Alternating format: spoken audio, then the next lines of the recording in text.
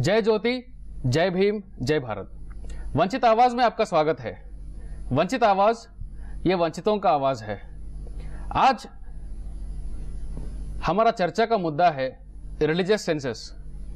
Religious census के ऊपर हमसे बात करने के लिए, चर्चा करने के लिए उपस्थित कमल फारूकी जी, जो former chairman Delhi minorities commission से और all India Muslim personal law board के फाउंडिंग मेंबर भी है। वामन मेश्राम जी, जो बामसेफ एवं भारत मुक्ति मोर्चा के राष्ट्रीय अध्यक्ष है। आइए हम जानते हैं कि ये रिलीजियस सेंसस का मामला देश में कैसा चर्चा उठा रहा है और किस दिशा में यह चर्चा जा रहा है। मेश्राम जी, कुछ दिन पहले गवर्नमेंट ने सेंसस आउट किया है रिलीजियस सेंसस के नाम से। उसमें यह कहा है कि हिंदुओं का संख्या घटी है और मुसलमानों की संख्या आगे बढ़ रहा है, और इसके पीछे बहुत सारा पॉलिटिकल कंट्रोवर्सीज, बहुत सारा चर्चा समाज में हो रहा है। इसके ऊपर आपका क्या ओपिनियन है? जो आंकड़े घोषित किए गए हैं उसके पीछे बिहार में जो चुनाव हो रहा है, उस चुनाव को ध्यान में रखते हुए रिलीजियस पोलराइजेशन को करने के लिए ये सारी कोशिश हो रही है। और बहुत दुखद बात है कि सरकार की तरफ से सरकार के कहने पर ही सेंसस कमिश्नर ने यह आंकड़े घोषित किए, और इस तरह के आंकड़े घोषित करने की परंपरा नहीं है, मगर इस तरह के आंकड़े घोषित किए गए, इसके पीछे राजनीतिक मकसद है। दूसरी बात मैं ये कहना चाहता हूं कि इसमें यह है कि हिंदुओं की संख्या घटी और मुसलमानों की संख्या बढ़ी। इस रेफरेंस में मैं एक मौलिक मुद्दा उठाना चाहता हूं, वो ये है, पहला मुद्दा तो जिसको ये लोग सरकार या दूसरे लोग हिंदू कहते हैं, तो हिंदुओं में वो लोग किसको किसको गिनते हैं? तो वो हिंदुओं में शेड्यूल कास्ट को गिनते हैं, वो हिंदुओं में शेड्यूल ट्राइब को गिनते हैं, वो हिंदुओं में नॉमिनिक ट्राइब को गिनते हैं, वो हिंदुओं में एमबीसी को गिनते हैं, वो हिंदुओं में ओबीसी को गिनते हैं। इन सभी लोगों को वो हिंदुओं में गिनते हैं, इन सभी लोगों को। और सेनगुप्ता कमेटी का रिपोर्ट कहता है कि 83 करोड़ लोग जो है वो जिनका इनकम मिनिमम 6 रुपया प्रति व्यक्ति प्रतिदिन और मैक्सिमम 20 रुपया है। तो इसका मतलब है ये लोग भूखमरी और अर्ध भूखमरी का जीवन यापन जी रहे हैं। एक बात ये। दूसरा, एक रिपोर्ट 22 जनवरी 2015 को नवभारत नाम के अखबार में छपा, जिसमें ये बात छपी हुई है कि यूनिसेफ का रिपोर्ट है, जिसमें यह कहा गया है, लिखित रिपोर्ट है, इंटरनेट पर भी अवेलेबल है, कि 10 लाख बच्चे 5 साल की उम्र होने के पहले मरते हैं। मतलब आपका कहना है कि मर रहे हैं, इस वजह से घट रहे हैं। ये शेड्यूल कास्ट के 21% मर रहे हैं और 28% जो है वो आदिवासी के मर रहे हैं, ओबीसी के 20% मर रहे हैं, और देहात में रहने वाले यही लोग जो है ये 20%, 21% मर रहे हैं। तो ये जो लोग हैं ये मर रहे हैं। ये तो इसका मतलब है भारत सरकार इसको बचा सकती है, भारत सरकार इनको बचा नहीं रही है, पहली बात। दूसरी बात कि भूखमरी की वजह से इन लोगों का जो आयुर्मान ज्यादा होना चाहिए कम समय में मर रहे हैं, इसलिए संख्या घट रही है। दूसरा, जिनको भूखमरी की वजह से इनके घरों में जो बच्चे ज्यादा पैदा होते थे, तो ये भूखमरी के कगार पर होने की वजह से अब बच्चे कम पैदा हो रहे हैं। तीसरी बात, जो पैदा हो रहे हैं वो 5 साल की उम्र के पहले मर रहे हैं, और मरने की वजह से इनकी संख्या मरने की वजह से, इनको हिंदू कहा जाता है, इनकी संख्या मरने की वजह से घट रही है। और इसके लिए ये लोग आंकड़े घोषित करने वाले लोग ही जिम्मेदार है, जिन्होंने आंकड़े घोषित किए वही जिम्मेदार है, और संख्या घटी। और दूसरी इंपॉर्टेंट बात, इनकी संख्या घटने की वजह से मुस्लिम बड़े हुए दिखाई दे रहे हैं। फारूकी जी से हम जानते हैं, फारूकी इसके लिए मुस्लिम जिम्मेवार नहीं है। फारूकी जी, ये समय में मेश्राम जी बोलते हैं कि बिहार के इलेक्शन के रेफरेंस में, बिहार के इलेक्शन में फायदा उठाने के लिए ये रिलीजियस सेंसस रिलीज किया गया। क्या आप सही में ऐसा मानते हैं कि मुसलमानों की संख्या आगे नहीं बढ़ा और हिंदुओं की संख्या घटी है? देखिए, पहली बात तो यह है कि आपके पहली बात का जवाब दे दूं मैं। हमें भी ये लग रहा था कि भाई सेंसस आता है तो कोई प्रॉब्लम वाली बात नहीं है, बल्कि अच्छी बात है। उसकी वजह सेंसस आती है ना, और सेगमेंट करके आती है, तो स्टेट के ऊपर ये जिम्मेदारी हो जाती है, स्टेट को प्लान करने में आसानी रहती है, कौन सा हमारा वर्ग जो है पीछे रह गया, किस वर्ग के अंदर क्या प्रॉब्लम है, किस वर्ग के अंदर क्या हेल्थ का इशू है। तो अगर आप ओपनली होकर देखें तो ये अच्छी बात होती। लेकिन ये जो सेंसस है ये अभी नहीं हुई है सेंसस, ये 13 के आखिर में सारी की सारी सेंसस कंप्लीट हो गई थी और ये रिजल्ट तकरीबन तैयार थे। कांग्रेस गवर्नमेंट ने इस बात को सोचते हुए कि शायद इसका इलेक्शन पर बुरा असर पड़ेगा, उन्होंने इसको रोक दिया था। उसके बाद इनको 1.5 साल लगा। अब ये इन्होंने ये जो अगर ये आज जो बता रहे हैं तो ये आने के फौरन बाद भी कर सकते थे, क्योंकि कोई नया काम नहीं किया इन्होंने, सारी चीजें तैयार थी। लेकिन इन्होंने किया इसलिए उसको कि अब इनको लग रहा है कि इनकी नैया डूबती हुई नजर आ रही है, तो उसको उठाने का एक ही तरीका है कि मुसलमानों का हवा खड़ा कर दो।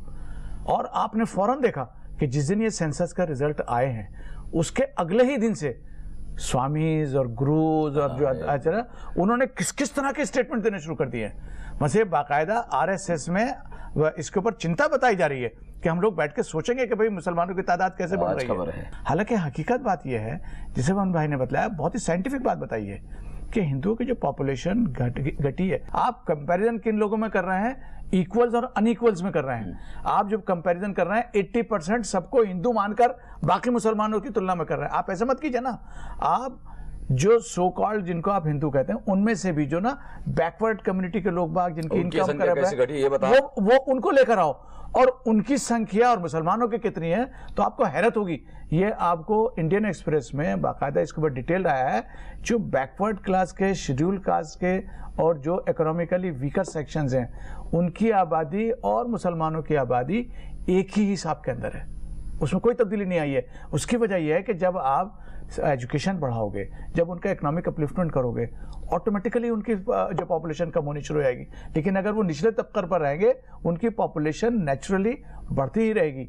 मुसलमानों की बल्कि तादाद जो है, ये मैं खुद नहीं कह रहा हूँ, ये बाकायदा साइंटिफिक एनालिसिस आई है कि मुसलमानों की तादाद जो पॉपुलेशन है उसका नेगेटिव ग्रोथ शुरू हो गया है। और ये जो एक ख्वाब बता रहे हैं। और एक बात और जरा आखिर में हम बात पूछेंगे कि भाई ये बताइए कि ये जो मुसलमान या जो कमजोर तबके के लोग बाग हैं ये कहीं बाहर से आए हैं? भाई ये हिंदुस्तान के ही हैं। तो आप सिटीजन की बात कीजिए ना, एक रिलीजन को दूसरे रिलीजन से लड़ाने की क्या बात कर रहे हैं आप? फारूक जी, इस चर्चा को हम जरूर आगे बढ़ाएंगे, पर एक छोटे से ब्रेक के बाद। अब फिलहाल वक्त है एक छोटा सा कमर्शियल ब्रेक का। हम ब्रेक से जल्द लौटेंगे, हमारा चर्चा जारी रखेंगे।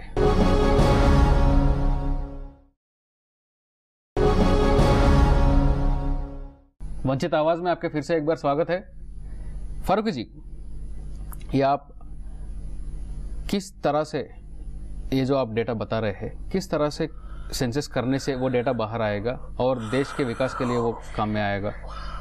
देखिए, जब आपको ये पता चल रहा है कि खास समुदाय की, एक खास ग्रुप की, एक खास क्लास की पॉपुलेशन जो है वो जनरल पॉपुलेशन से ज्यादा है, तो आपको फिर सोचना पड़ेगा क्यों बढ़ रही है, कारण क्या है उसका। और जब आप कारण देखेंगे तो उनमें सब में एक चीज कॉमन नजर आएगी आपको कि सब गरीब हैं, अनएजुकेटेड हैं और वो उनको बाकी चीजें नहीं मिल पाती। गरीब और इलिटरेसी जो है वो कारण है इसका। इसी में सेंसस के अंदर एक बहुत ही बेहतरीन मिसाल आई है और वो मिसाल आई है केरला की।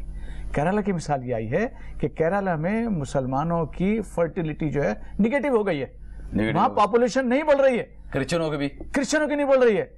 उसकी वजह क्या? कारण एजुकेशन है। जहां जहां अब केरला के अंदर मुसलमान अच्छी कंडीशन के अंदर है, मुसलमान एजुकेशनली भी अच्छा है, वैसे भी इकोनॉमिकली भी अपलिफ्टमेंट है, पावर में भी है, तो उसकी पॉपुलेशन घट रही है। लेकिन उसके मुकाबले में असम, बंगाल, बिहार, उसके अंदर जो निचले वाले तबके, उसमें कोई मजहब का खेल नहीं है। ये तो जो जितना गरीब होगा, जितना उसको फैसिलिटीज नहीं मिलेंगी, जितना उसके पास सोशल मीडिया नहीं आ पाएगा, वो उसकी पॉपुलेशन। और आप क्या ऐसा रिलीजन के बेस के ऊपर ऐसे सेंसस पब्लिश करने के समर्थन में आप है? लेकिन उसमें इस बात का ध्यान रखा जाए, समर्थन तो देखिए, मैं तो अकाउंटेंट हूं, चार्टर्ड अकाउंटेंट हूं, और मैं फैक्ट्स एंड फिगर्स की बात करता हूं। हम इस फैक्ट्स एंड फिगर्स को अगर अपने मुल्क की बेहतरी के लिए इस्तेमाल करें तो इसमें और गहराई से जाना चाहिए। क्योंकि ये कोई मुसलमानों की संख्या बढ़ने से मैं कोई खुश नहीं होऊंगा। मुझे मुसलमानों की तादाद इतनी बड़ी नहीं चाहिए, मुझे शेड्यूल कास्ट, शेड्यूल ट्राइब की तादाद बड़ी नहीं चाहिए। मुझे तो क्वालिफाइड, डेवलप्ड उन लोगों से मुकाबला करने की जरूरत है जो 80% चीजों के ऊपर कब्जा किए हुए हैं और पॉपुलेशन में 3 या 4% है। अगर मुझको भी तालीम मिल जाएगी तो मेरे बच्चे भी IAS ऑफिसर बनेंगे, शेड्यूल कास्ट के भी बनेंगे, शेड्यूल ट्राइब के बनेंगे, तब वो 3% और 4% वाले, तब उनको पता चलेगा।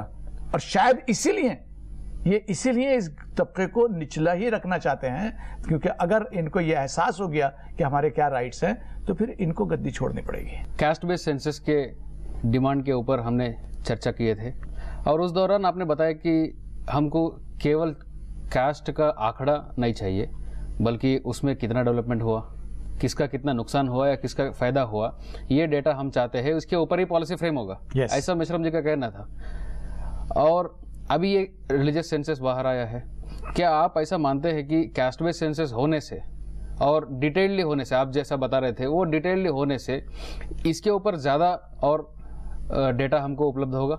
जो लोग देश को गवर्न कर रहे हैं, तो गवर्निंग क्लास जो है, जो गवर्न कर रहा है, वो लोग सारी दुनिया में डाटा इकट्ठा करते हैं। और डाटा इकट्ठा करना आजकल दूसरे समय के मुकाबले में आसान हो गया है। कंप्यूटराइजेशन हो गया है और उसका विश्लेषण करना भी बहुत आसान हो गया है, एक ही झटके में हो जाता है, क्योंकि उसके सॉफ्टवेयर डेवलप किए जा सकते हैं। ब्रिटिश के समय में कुछ दिनों में पूरा भारत का सेंसस होता था अनप्रिपेयर्ड, और उस समय रिसोर्सेस नहीं थे, इतना सारा साइंटिफिक मैकेनिज्म भी नहीं था, अभी है। और यदि इन लोगों के विकास की योजनाएं ये लोग चलाना चाहते हैं तो उसकी फर्स्ट एंड फॉरमोस्ट रिक्वायरमेंट है डाटा कलेक्ट करना।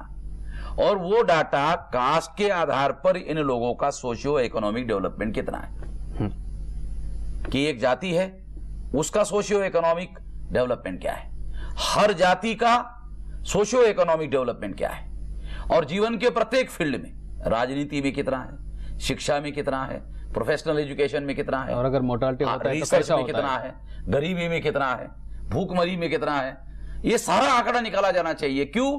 क्योंकि फिर इसको आधार बनाकर देश के विकास का प्लानिंग बनाया जाना चाहिए। जब ये सारा लगभग डेटा राउंड अबाउट 70 साल हो गए हैं और जो आंकड़े सामने आ रहे हैं, निचले तबके की परिस्थितियों में रिवर्स ग्रोथ हो गया है। यस, अपवर्ड नहीं, नेगेटिव ग्रोथ हो गया है। मतलब किस आधार पर? अधोगति में प्रगति हो गई है, दुर्गति में प्रगति हो गई है। जैसे कि एग्जांपल, वाइस प्रेसिडेंट ने यह बात कही है कि जो सबका साथ सबका विकास नारा तो बहुत अच्छा लगता है, लेकिन ये कैसे चलेगा भाई, जब तक आप इंक्लूसिव ग्रोथ हर उसके ग्रुप की नहीं करोगे। सच्चर कमेटी में कोई नया वो नहीं आया सर, सच्चर कमेटी ने कोई नया एनालिसिस नहीं किया, वही डाटा सरकार का लेकर, जैसे विमन भाई बतला रहे हैं, उसको प्रॉपर साइंटिफिक के अंदर एनालाइज करने के बाद ये बतलाया कि मुसलमान तो अपने दलित भाइयों के साथ खड़े में। अभी ये स्थिति है, जिन तो लोगों क्यों की हो रहा है? हालत मतलब प्रोग्रेस आजादी के पहले जो हालत थी उससे शेड्यूल कास्ट के लेवल पर आ गए। जो आप पूछ रहे थे उस संदर्भ में कि इसका कोई मिसाल जो है, तो ये मिसाल जो यूनिसेफ ने आंकड़ा घोषित किया कि 28% आदिवासी, 21% शेड्यूल कास्ट, 20% ओबीसी और 21% देहात में रहने वाले जो लोग हैं, उनके बच्चे 5 साल की उम्र होने के पहले पहले मर रहे हैं। ये मर रहे हैं कुपोषण की वजह से मर रहे हैं, ऐसा बोल रहे वो, माल न्यूट्रिशन की वजह से मर रहे हैं, भूखमरी की वजह से मर रहे हैं। सही। और अगर ये मर रहे हैं तो ये 68 साल की आजादी के बाद का आंकड़ा है।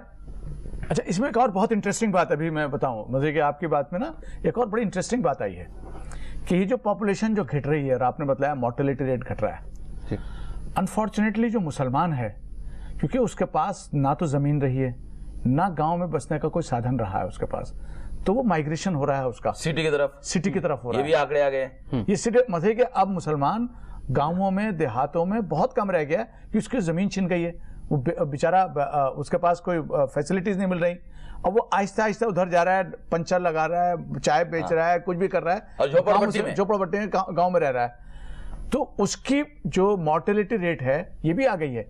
मुसलमानों की मोर्टेलिटी रेट कम है। उसकी वजह क्या है कि पहली बात तो ये रिलीजियसली वो अपने वोम के अंदर अपनी बच्चियों को और बच्चों को नहीं मारता है। अब फिलहाल वक्त है एक छोटा सा कमर्शियल ब्रेक का, हम जल्द लौटेंगे, हमारा चर्चा जारी रखेंगे।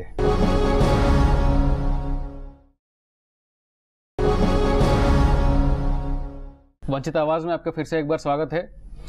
फारूकी जी, आपने बहुत खास मुद्दा उठाया ब्रेक के पहले, वो भ्रूण हत्या का क्या है, इसके बारे में दर्शकों से शेयर करें। देखिए, हम अच्छी तरीके से बात जानते हैं और अगर आप देखेंगे इसका क्या रिलेशन है? इसका रिलेशन सेक्स रेशियो से है।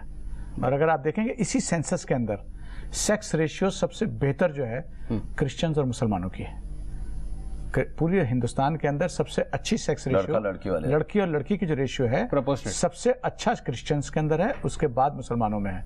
1000 के ऊपर तकरीबन 1000 के करीब 990 के करीब चर्च वो है क्रिश्चियंस हैं, औरतें हैं, और 1000 में से 953-57 जो हैं वो मुसलमान औरतें हैं। जबकि बाकी और रिलीजियस कम्युनिटी के अंदर जो है 900 वो 900 से नीचे है। हरियाणा के अंदर 860-70 हैं। तो ये एक वजह है।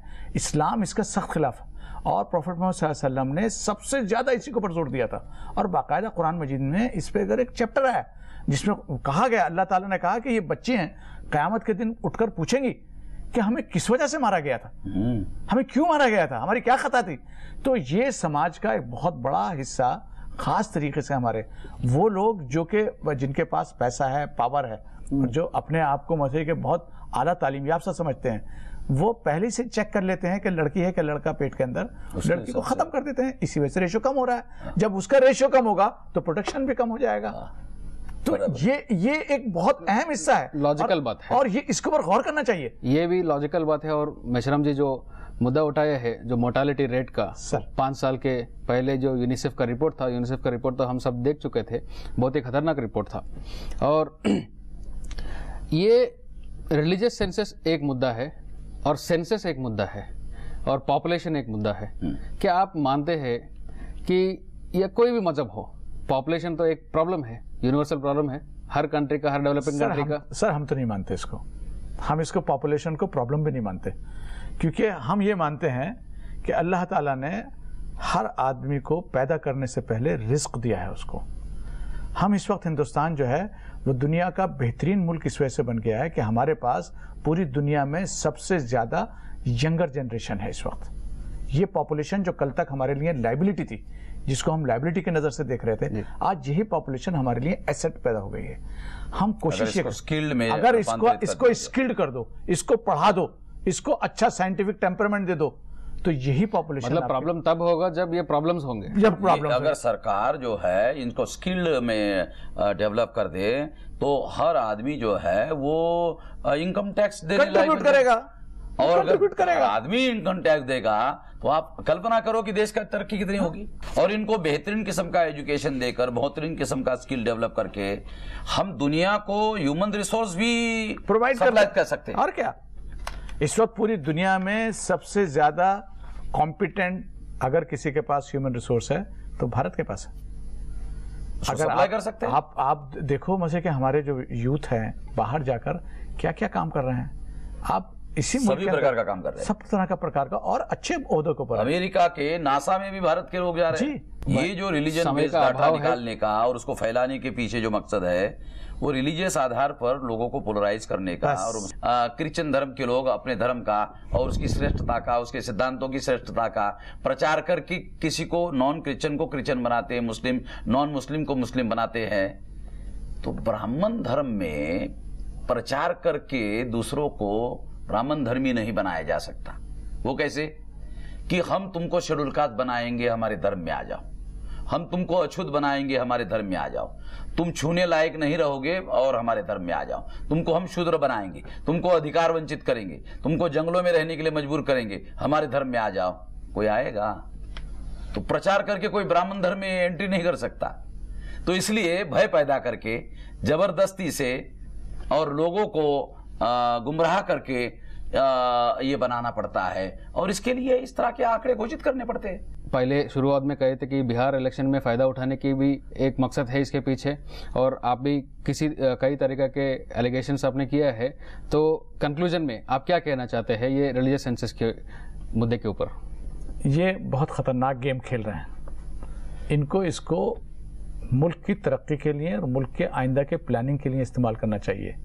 और अभी तो हमारी एक ही डिमांड इन्होंने पूरी की है। हमारी डिमांड तो ये है कि सारे कास्ट का करना चाहिए, और जब तक वो नहीं होगा उस वक्त तक फायदा नहीं होगा, तभी हमको पता चलेगा हम में से हर शहरी कहाँ खड़ा है। इन्होंने रिलीजन बेस आंकड़े घोषित किए और उसके लिए उत्साह दिखाया, उसी तरह से कास्ट और कास्ट के साथ में सोशियो इकोनॉमिक डेवलपमेंट के आंकड़े उन्होंने क्यों घोषित नहीं किए? जबकि इसके लिए बिहार के लोग जो है उपवास कर रहे हैं, हंगामा कर रहे हैं, देश भर में हम लोग सारे देश भर में जागरण कर रहे हैं, क्यों नहीं कर रहे? मेश्राम जी, वंचित आवाज अगले एपिसोड्स में हम जरूर ये आवाज उठाएंगे और इसके ऊपर हम एक डीप एनालिसिस भी करेंगे, जरूर करेंगे। अभी आज के लिए वंचित आवाज में बस इतना ही है, और आपने स्टूडियो पे आया और आपके ओपिनियन शेयर किया जनता के साथ, वंचित आवाज के दर्शकों के साथ में। बहुत बहुत धन्यवाद। जय फूले, जय भारत, जय भीम।